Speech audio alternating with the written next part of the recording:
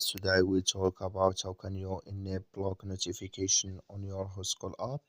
We'll go to figure out the solution or know how you can do that on your Whoscall app. So you just follow these ways, then it's going to work with you. All you have to do, you just go here, go above this sign, click on it. Then it's going to show for you a list like this. Then all you have to do now, you just click here on settings here, you just click on it. So then it's going to take you to next here. It's going to show for you like this. Then you go down here, so you just keep going down. So then you come here to block notifications or notifications. Just clicking this side, like you see this color show for us, that's my block notification enable with us now. So that's all you have to do. I wish now you I get it. That's all. So thank you for your watching. Don't forget to support us by liking, subscribe.